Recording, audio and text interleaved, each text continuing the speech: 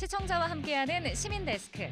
빠르게 변화하는 시대의 교육 정상화를 위한 합리적 정책은 무엇일지 오늘 시청자 비평 리뷰와이는 YTN 교육정책 보도를 살펴봅니다. 에필로그 Y 시간은 최근 교육계 이슈를 한눈에 살펴보는 시간 준비했습니다. 사회정책부 김연아 기자와 함께합니다. 잠시 후에 만나보시죠.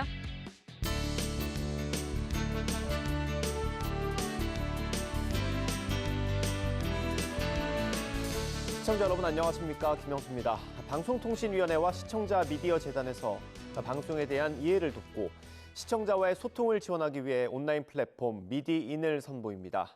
시청자 권익보호 제도를 안내하는 지식정보, 미디어 교육 정보를 확인하는 방송 참여 등 시청자 참여를 돕는 다양한 서비스가 준비되어 있습니다. 미디인 홈페이지를 통해 누구나 쉽게 참여할 수 있습니다. 관심을 가지고 이용해 보시기 바랍니다. 그럼 이번 주 시민데스크 시청자 비평 리뷰 Y로 시작합니다.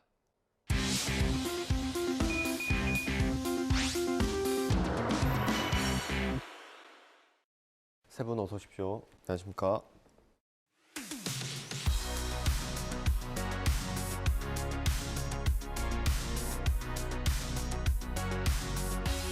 네, 시청자 비평 리뷰 Y 시작합니다. 먼저 조수진 시청자 평가원이 가져오신 오늘의 주제부터 들어보겠습니다.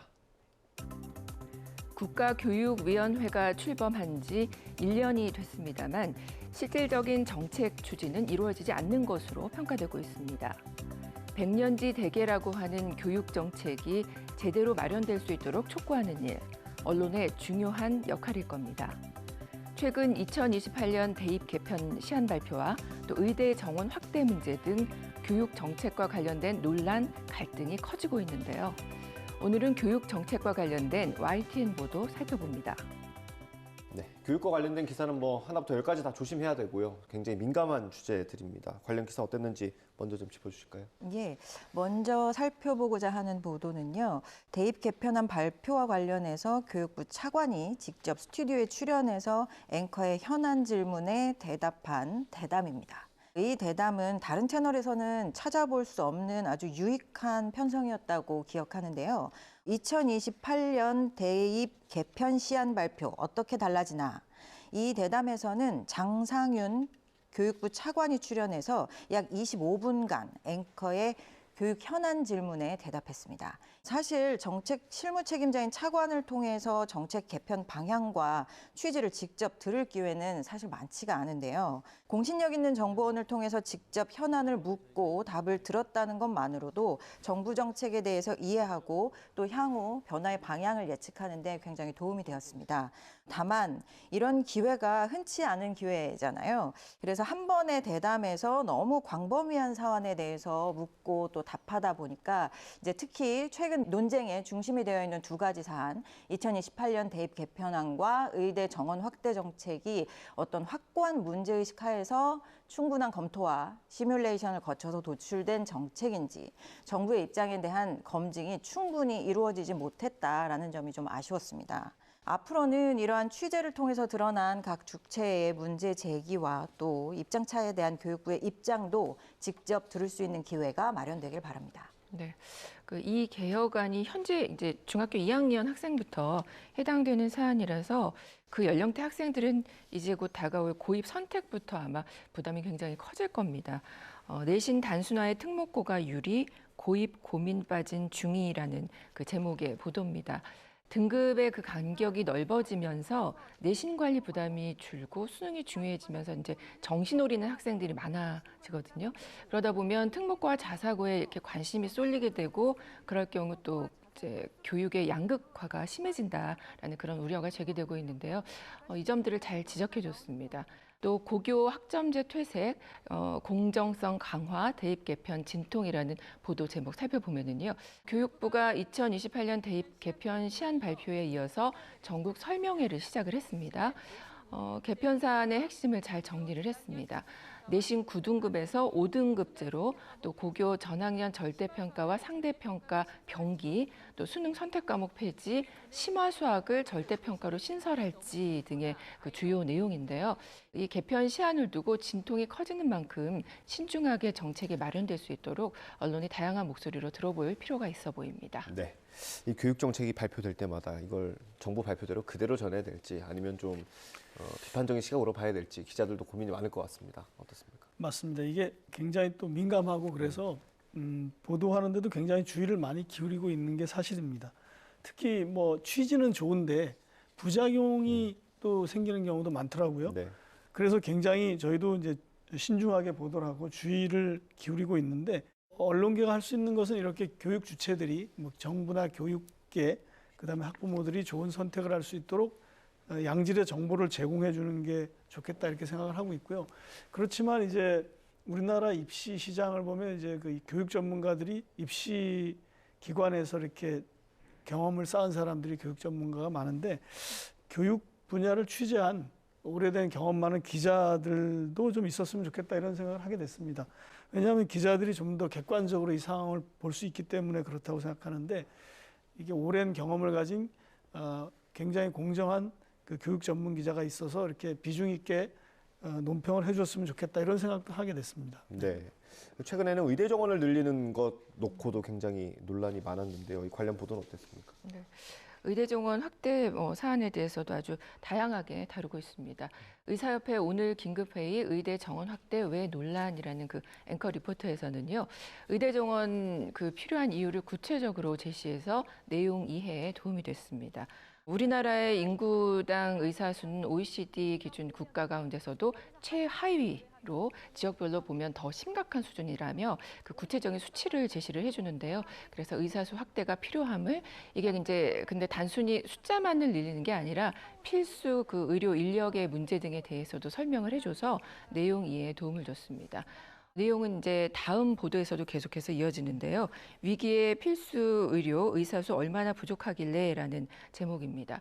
정부의 의대 정원 확대 방안과 관련해서 필수 의료 분야 부족 등의 내용을 전했습니다. 이 영상은 그 최근 정부의 의대 정원 확대 방안 추진과 관련해서 전문의 부족 현상 등 그 이유를 세부적으로 전했는데요. 특히 이어지는 그 응급실 뺑뺑이 사건 시각적으로 잘 반영해서 응급실 의사 부족 그 문제를 잘 짚어줬고요. 구급대 재이송 사유로 병상보다 전문의의 부재가 크다라는 점, 거기에 이제 세부적인 대책이 필요해 보이는 그런 부분이었습니다. 예, 이렇게 앞에서 짚어주신 것처럼 의대 정원 증원을 두고 찬성, 반대, 첨예한 대립상을 보여주고 있는데요. 이 정책을 두고 입장 차이가 충돌하는 이슈는 사실 보도도 쉽지 않고 또 갈등과 충돌 프레임으로만 비춰지지는 않을지 좀 점검이 늘 필요해 보입니다. 교육 정책 관련 사안은 우리 사회의 다양한 주체들의 이해가 얽혀 있는 사안입니다. 그만큼 정부 정책 발표 이후에 각기 다른 입장이 충돌할 수밖에 없는데요. YTN에서는 정책 변화에 대한 찬성과 반대의 입장을 균형 있게 전달하기 위해서 노력한 점들이 보입니다. 의대 정원 확대안 관련 보도를 좀 살펴보면요. 뉴스 라이브 오늘 의대 수요조사 계획 발표, 의대 증원 정형선 교수 입장은 이 보도에서는 정형선 연세대 보건행정학과 교수에 대한 인터뷰를 진행했는데요. 이날 정 교수는 의대 정원 확대에 대해서 찬성 입장을 피력했습니다. 또 보도 말미에 앵커가 반대 입장을 담겠다고도 예고를 했고요. 실제로 뉴스 라이브 전국 의대 3분의 2 증원 요구 전망 의협 입장에는 박명하 서울시 의사회장이 출연해서 또 의대 정원 증원에 대한 반대 입장을 피력하였습니다. 정책에 대한 각기 다른 입장을 균형 있게 전달하고자 노력한 것으로 아주 긍정적인 보도로 평가할 수 있겠습니다. 네, 맞습니다. 이 다양한 인터뷰도 대담 코너가 참 많았는데요. 다시 불붙는 의대 증원 갈등 해법은이라는 제목의 보도에서는 정형준 보건의료단체 연합정책위원장이 화상으로 출연한 그런 대담입니다. 특정 과목이나 지역 쏠림 현상에 대해서 또 의무 복무제를 규정할 수 있는 지역 의사제, 또 장기적으로 공공의료기관에서만 일할 수 있는 그 공공의대 설립이 가장 합리적이라고 제시를 했고요. 또 인력 수급, 공공의료 보충 등을 패키지로 이렇게 나와야 한다라고 주장을 합니다. 의대 정원 확대를 두고 이제 이익단체인 의사단체와 결이 다른 견해를 좀 들을 수가 있었습니다. 또 뉴스큐 정부 의대 정원 확대 재확인 과제는 여전이라는 제목의 보도에서도 정부가 그 지역과 필수 의료 붕괴를 막기 위한 필수 의료 혁신 전략은 발표를 했지만 이게 이제 논란이 된 의대 정원 문제와 관련해서는 구체적인 계획이 나오지 않는 부분에 대해서 문제 제기를 했습니다. 의사협회 측의 의대 정원 그 확대 반대에 이어서 서울대 의대 김윤 교수가 출연해서 의대 정원 확대 찬성 측의 입장을 전달을 했습니다. 의사협회와 정부의 논의에 대해서 밀실에서 합의했다가 나중에 무산시킨 전례를 돌아보고 또 정부가 논의 과정을 투명하게 공개하고 결정의 합리성을 지지하고 이해하도록 만드는 것이 중요하다라고 일러서 그 정부의 일방적 태도나 의사의 이기주의보다 국민적인 합의가 중요하다라는 점을 다시 한번 인식시켰습니다. 네, 어떤 단체끼리 이렇게 이익이 충돌할 때는 좀 균형감을 가지는 게 중요한데 일단 두 분 평가는 좀 괜찮은 것 같습니다, 시장님. 네네, 아유 좋은 평가를 해주셔서 감사드리고요. 뭐 이건 사실 저희가 뭐 당연히 지켜야 될 거고요. 그냥 그렇게 느꼈다는 것은 저희가 이제 방송의 길이라든지 그다음에 전문가의 어떤 그 수준 그런 것들 맞추고 또 질문 내용도 굉장히 비슷하게 합니다. 균형 있게 돌아가게 하고 그렇기 때문에 뭐 반대 의견을 가진 분이 언제 나올 거다 이렇게 예고도 했고요. 이게 사실 뭐 저희가 할 수 있는 어떤 기본적인 언론의 서비스라고 생각합니다. 해야 될 일이고요. 그런데 이제 저도 보면서 굉장히 잘했긴 했는데 또 이런 점도 느껴졌습니다. 의사 수가 우리나라가 그래프를 보니까 이것은 미국이나 일본하고는 비슷한 수준이고 독일이나 프랑스보다는 낮은 수준이에요. 그런데 이 주장을 하는 양측이 서로 이걸 아전인수식으로 해석해서 이거 적당하다고 보는 의사단체 측과 모자란다고 보는 이제 의대 증원을 요구하는 측이 있는데 이런 부분을 저희가 조금 더 깊이 좀 팩트 체크를 했으면 어땠을까 그런 생각도 들고요.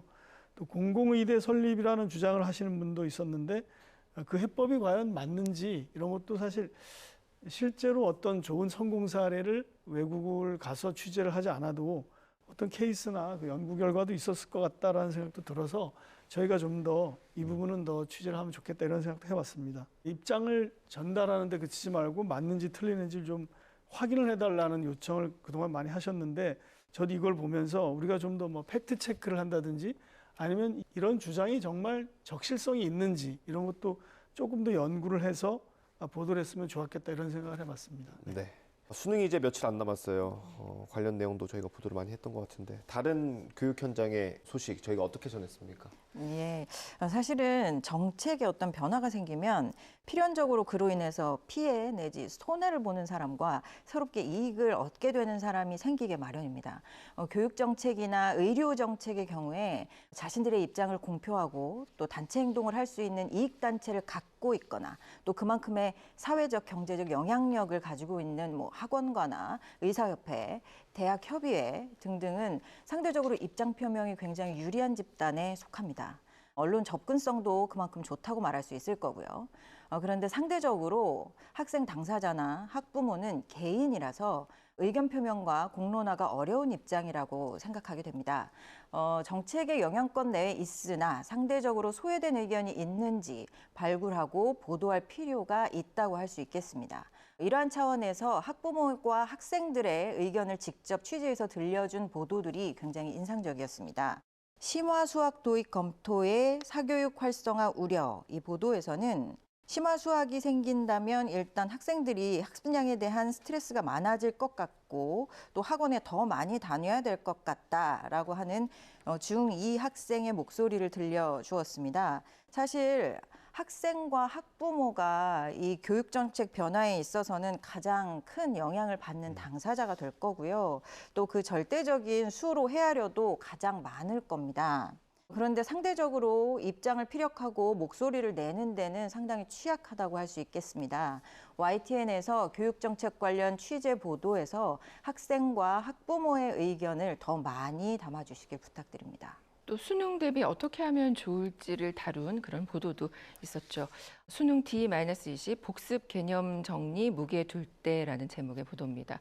올해 이제 수능은 킬러 문항 배제로 새로운 유형의 문제 대비와 또 그에 맞춘 시간 안배가 굉장히 중요해졌다라며 아는 지문이라도 핵심 주제와 논거가 뭔지 다시 살피고 특히 이제 선택지마다 왜 맞고 틀린지를 정확하게 집어 넘어갈 필요가 있음을 구체적으로 알려줘서 실생활에 유용한 교육 정보로 유용했습니다. 얼마 남지 않은 정말 수능 수험생 여러분 건강 관리 잘 하시고요. 최상의 컨디션으로 대비하시기 바랍니다. 예, 이 대한민국처럼 교육열이 높은 사회에서는 교육정책의 작은 변화, 조짐에도 입시 관련 심리는 크게 출렁입니다. 지난 한 달간의 교육정책 관련 정부 발표가 크게 2건 있었는데요. 한 가지는 2028년 대입 개편 정책이고요. 한 가지는 의대 정원 확대 정책입니다. 이후 한 달간의 교육 현장의 혼란은 YTN 보도에서만 보더라도 쉽게 찾아볼 수가 있었습니다. 여기서 필요한 언론의 역할을 크게 2가지로 좀 정리하고 싶은데요. 첫 번째는 정책 검증의 시각으로 정책 제안자에게 질문해야 한다는 겁니다. 두 번째는 정책 변화로 영향을 받는 당사자들의 입장이 충분히 표출되고 수렴되는 공론장 역할이 충족되어야지 됩니다.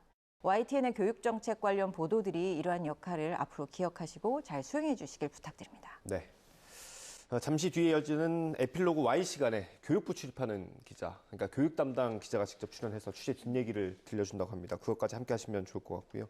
오늘 리뷰 Y 내용 정리 한번 해보겠습니다. 이것만은 꼭 시간입니다. 평가원님부터 한 줄 요약 들어보겠습니다. 교육 정책을 수립하는데 공론장 역할 해내길. 교육은 백년지 대계라고 말합니다. 100년 앞을 내다보는 큰 계획을 수립하고 실행해야 한다라는 의미인데요. 우리의 교육 정책은 아직 갈 길이 멀어 보입니다. 정책 마련의 찬반 입장이 극명하고요. 또 이익단체 간의 논란과 갈등은 심각한 상황입니다. 그럴수록 본질을 찾아 심도 있는 분석 보도가 필요한데 우리 언론은 갈등 그 양상을 전달하는 데만 그치는 것은 아닌지 아쉽습니다. 그리고 정작 의견 주체가 되어야 할 학생과 교사, 학부모의 목소리는 담겨 있지 않습니다. 언론이 정치가와 이익단체 입장만이 아닌 국민의 목소리가 전달될 수 있도록 공론장의 역할을 해주시기 바랍니다. YTN이 백년지대계인 교육정책이 잘 마련될 수 있도록 그 어느 때보다 언론의 역할을 잘 발휘해 주시길 바랍니다. 네, 이어서 김은정 박사님 한 줄 평 들어보겠습니다. 갈등 프레임을 넘어 정책 검증의 관점으로. 국가정책 변화에는 수많은 공적 자원이 투입되고요. 모든 정책 변화에는 반발과 부작용이 따릅니다. 교육정책은 관련 사회 분야에 영향을 주는 것은 물론 국민 개개인의 삶과 미래에 직접적으로 영향을 미칩니다. 언론은 정책 제안자가 어떤 문제의식을 갖고 정책을 추진하는지, 또 제시한 방안이 그 문제를 해결할 수 있다는 충분한 근거를 갖고 있는지 묻고 또 근거를 요구해야 합니다. YTN 교육정책 관련 보도들이 각기 다른 입장을 분명히 전달하는 데에만 그치지 않고 학생과 학부모의 시각, 그러니까 대다수 국민의 정책 검증 관점으로 집요하게 질문해 주시길 부탁드립니다. 네, 오늘 리뷰와의 순서는 여기서 마치도록 하겠습니다. 세 분 오늘 말씀 잘 들었습니다. 감사합니다.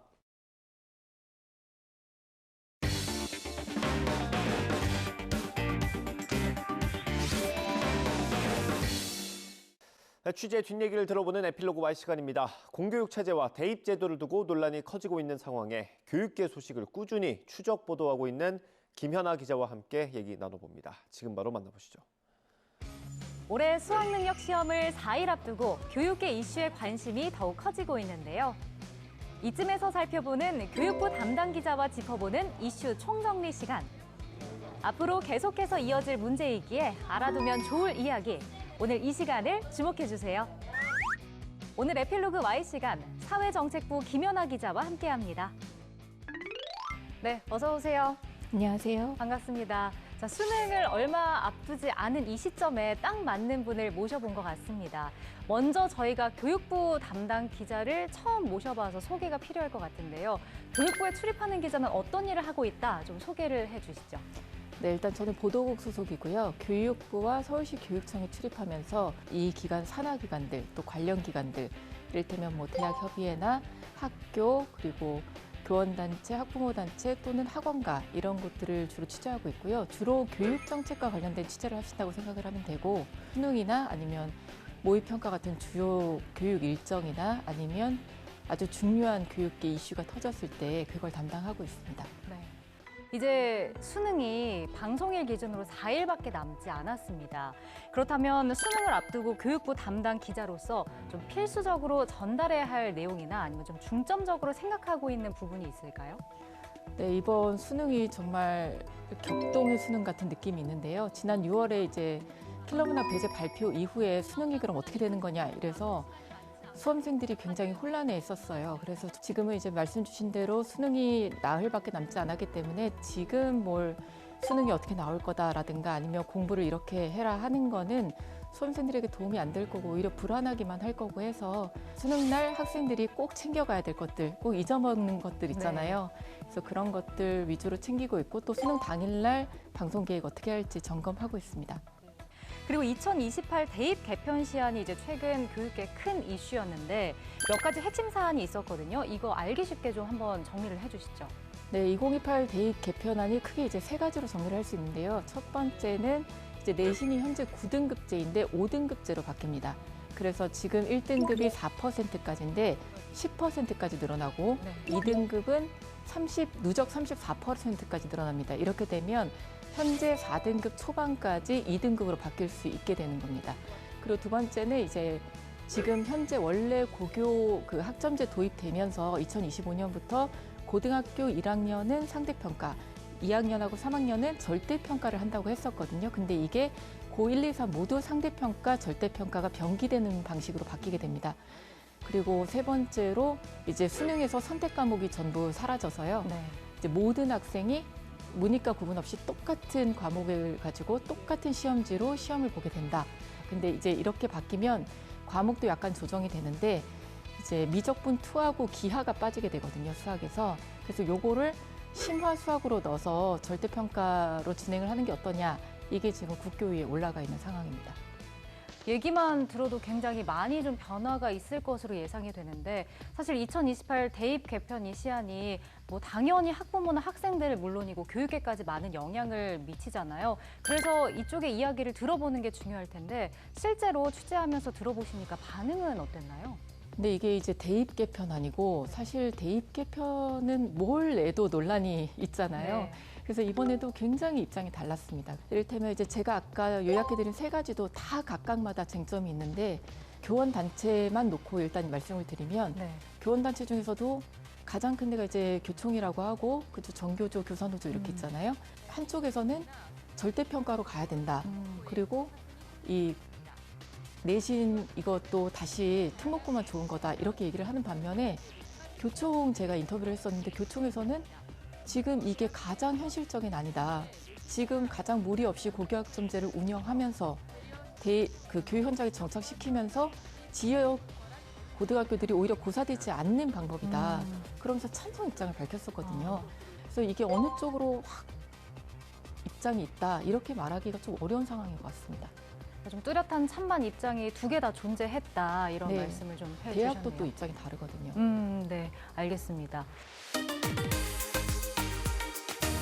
자, 이번에는 최근 교육계에서 있었던 마음 아픈 소식 대해서 좀 이야기를 해보겠습니다. 뭐 교권 이슈를 빼놓을 수 없는데 사실 김 기자도 취재하시면서 마음이 좀 안 좋으셨을 것 같거든요. 어떤 이슈가 좀 기억에 남으시나요?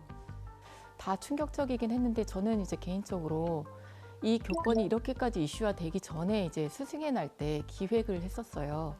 교권 침해 실태를 고발하는 기사를 썼었는데 그때 이제 저는 처음에 교권이 침해된다, 교권이 무너졌다 이런 얘기 할 때 사실 그렇게 심각할 거라고 생각을 못 했거든요. 옛날에 저희 체벌할 때보다는 조금 어려워졌겠지 이렇게 생각을 했는데 그 우연히 그 녹음을 들었는데 너무 심해가지고 그거를 방송을 하게 된 건데 그러면서 이제 같이 취재를 한 게 그런 얘기를 들었을 때 교사가 대응을 할 수 있는 방법이 왜 없느냐를 취재했는데 정말 없더라고요. 오히려 그 사람들이 고발을 하면 감사를 당하고, 제가 실제로 취재 인터뷰하신 분 중에서도 그런 분이 있었는데 이분은 학부모한테 맞았던 분이에요.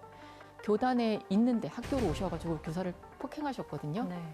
근데 그거에 대해서 오히려 서울시 교육청에서 감사를 받았어요. 이것도 소송이 진행 중인데, 아동학대로 고발당해서 소송이 진행 중인데 이것 때문에 한 2년째 지금 재판을 끌려다니고 계시고, 그래서 휴직하셨고, 가장 충격적인 게 이 재판 과정에 그 교사가 맞는 걸 본 아이들이 증인으로 서야 된대요. 근데 이 아이들도 어린아이들이었기 때문에 그 선생님이 폭행당하는 것 때문에 심리적 충격을 받아서 심리치료를 받은 아이들이거든요. 근데 이 아이들이 이 아동학대 처벌법이 오용되면서 오히려 다시 재판에 서가지고 그때를 생각하면서 증언을 해야 되고 막 이런 상황이 벌어지니까 이게 진짜 심각하다라고 생각을 했는데, 이걸 취재하고 나서 한 2달 있다가 이제 서희초 교사가 돌아가셨잖아요. 그래서 네. 그때 좀 생각이 많이 나고, 그때 좀 더 많이 좀 해볼 걸, 이런 생각이 좀 들었었습니다. 네. 여전히 전국 교사집회에서 서희초 사건에 대한 진상 규명을 촉구하는 상황이고, 이외에도 좀 여러 사건이 있었는데 지금 돌아가신 선생님들의 순직 인정에 대한 부분은 어떻게 진행되고 있나요? 일단 몇 개의 자료가 있는데요. 인사혁신처 자료를 보면 2019년부터 2022년까지 교사의 그 순직 비율이 24%라고 합니다. 근데 이제 그 같은 기간에 소방이나 경찰 공무원의 경우에는 한 60%가 웃돌고, 이분들을 빼고 일반직 공무원의 경우에는 한 54% 정도 된다고 해요. 그러니까 이제 교사 순직 인정률 절반도 안 되는 건데, 이게 다만 이제 최근에는 그 교권에 대한 의식이 높아지면서 조금 바뀌는 모습도 보이고 있기는 하거든요. 그래서 일단은 얼마 안 됐으니까 좀 지켜봐야 되긴 하는데, 지금까지는 순직 인정 비율이 좀 낮았습니다. 그럼 이제 관련해서 이제 계속 취재를 하시면서 실제로 좀 변화를 느끼신 부분도 있었나요? 교육부에서 교권사법 이행 상황을 점검한 게 있는데, 교사가 아동학대 신고를 당했을 때 이제 교육감이 의견을 제출하게 되어 있어요. 근데 그렇게 실제로 한 30건 정도가 의견 제출이 있었다, 이런 결과가 있고요. 그리고 전국의 초중고 중에 한 60% 정도의 악성 민원을 대응하기 위한 녹음 전화기가 설치됐고, 또 민원 상담 부스를 설치하기로 했었거든요. 거기서 이제 만나서 녹화가 다 될 수 있게 하는 곳인데, 그게 한 3,000여 개 정도 설치가 되고 있다, 이런 결과가 나왔습니다. 근데 뭐 이 정도로 갑자기 하루아침에 교권이 뭐 회복되지는 않을 거잖아요. 그래서 실제로 이제 교원단체가 낸 설문조사를 보면 절반 이상이 아직 아무 변화도 느끼지 못한다, 이런 얘기를 했었고요. 또 실제로 이제 교원들이 변화가 없다라고 느낀 것들의 그 대부분이 계속 아동학대 신고를 당할까 봐 두렵다, 이런 거였거든요. 그래서 이거는 아무래도 이제 시간이 필요하고, 실제로 신고를 당했을 때 대처가 달라졌다, 이렇게 느낄 수 있는 사례들이 쌓여야 되기 때문에 아직은 좀 더 시간이 필요할 것 같습니다. 또 최근에 의대 정원 확대도 큰 이슈가 됐었잖아요. 실제로 교육계에서 뭐 재수 열풍이 불고 있다면서요? 네, 그렇습니다. 이제 N수생 열풍이 원래 이게 대세예요. 지금 N수생 열풍이 대세인데, 그 의대 정원이 늘어나면 이제 가능성이 늘어나니까, 예전에 가능성 없어 안 해 했던 친구들도 한번 해볼까? 이렇게 다 들어올 수 있다는 건데요. 실제로 이제 의대 준비반 같은 경우에 6분 만에 뭐 분단위 마감을 해버리고, 또 막 대기도 엄청 많고, 이런 상황이라서 의대 열풍이 좀 보는 모습이고요. 오늘 좀 교육계 이슈들을 좀 살펴보다 보니까 다른 분야 기사랑 좀 다르다라는 생각이 들거든요. 교육계 기사만이 가진 특징이 있을까요? 이게 약간 정답은 없다, 이런 특성이 있습니다. 그러니까 제가 아까도 모든 이슈에 대해서 다 찬성과 반대, 우려 뭐 이렇게 얘기를 드렸잖아요. 근데 이게 다 각각이 작은 목소리가 아니에요. 뭐 이게 대세인데 이런 우려도 있다, 이런 게 아니라 굉장히 큰 줄기로 싸우고 있거든요. 그래서 이게 꼭 맞다 틀리다를 말하기가 어려운 상황입니다. 그리고 또 이 결론이, 교육정책은 이게 시작이 되면 결론이 굉장히 늦게 나와요. 그래서 이를테면 고교학점제 같은 경우도 중학교, 뭐 고등학교 학생들이 자라서 대학교를 지나서 사회 구성원이 될 때쯤 적어도 한 10년 정도는 있어야 나온단 말이에요. 그러니까 결론이 없는 장기적인 과제, 그리고 그 사이에서 찬반이 계속 싸우는 이런 게 좀 특성인 것 같고요. 그래서 교육이 백년지 대계라고 얘기를 하잖아요. 그러니까 이게 아마 이런 특성이 거기에 다 녹아있는 말이 아닌가 싶습니다. 네. 그럼 앞으로 시청자분들께 교육계 이슈에 대해서 어떤 부분을 좀 전달하고 싶으신지도 얘기해 주시죠. 그 아까 말씀드린 대로 교육이라는 게 정답이라는 게 없고, 그리고 주체에 따라서 굉장히 입장이 다르거든요. 그래서 교육이라는 게 결국은 학교랑 가정이랑 교사가 다 합심해서 아이를 키워야 된다고 봤을 때, 이제는 요 합심해가는 합의점을 찾아가야 할 때라고 저는 생각을 하고 있고, 어떤 교육 정책이 터졌을 때 이거에 대해서 그냥 이쪽의 목소리를 그대로 전달하는 거에서 그치는 게 아니라 이제 우리가 이거에 대한 장점과 단점 이런 것들을 다 고려해 보면서 실제로 합의점을 찾아가는 데 도움이 되는 기사를 쓰고 싶다고 생각을 하고 있습니다. 네, 알겠습니다. 앞으로 좀 우리 교육계가 더 발전할 수 있도록 중요한 이슈들 계속해서 시청자분들께 전달해 주시기 바랍니다. 오늘 함께해 주셔서 고맙습니다. 고맙습니다.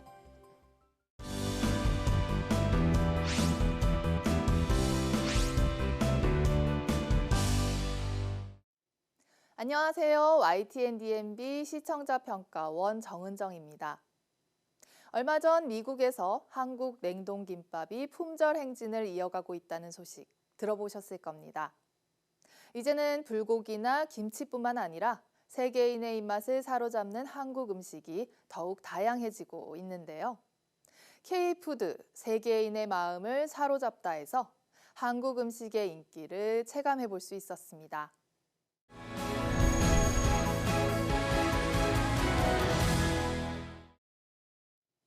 한국 음식에 대한 외국인들의 관심에서부터 한식이 인기를 끄는 세계 곳곳의 풍경, 그리고 새로운 K푸드 수출의 길까지 한국 음식이 세계로 뻗어나가는 모습을 다채롭게 담아냈습니다.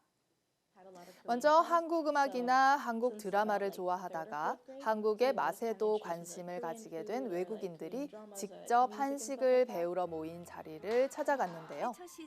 김밥을 만들며 재미있어하는 모습에서 한국과 한 걸음 더 가까워진 외국인들의 마음을 느낄 수 있었습니다.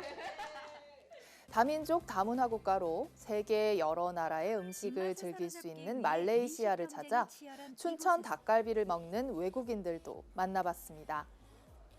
한국 드라마나 예능을 보면 한국 음식을 먹는 모습이 나와 자연스럽게 먹어보고 싶어진다고 하는데요. 이미 먹는 방법까지 알고 있는 사람들이 많다는 한국인 사장님의 인터뷰까지 더해져 말레이시아에서 한국 음식이 얼마나 인기가 있는지 알 수 있는 좋은 사례였습니다. 정부도 위생이나 식재료 관리 등을 평가하여 해외 우수 한식당을 지정하고 K푸드의 수출을 위한 지원도 계획하고 있다고 합니다. 김치나 딸기의 수출도 증가했고 한류 브랜드 파워지수 1위도 바로 K푸드가 차지했다고 하는데요. 외국인들이 한국 음식을 좋아하는 모습만 보여주는 것이 아니라 음식 종류별 수출 추이나 객관적인 지수 등을 통해서도 한국 음식의 인기가 어느 정도인지 설득력 있게 뒷받침하고 있습니다.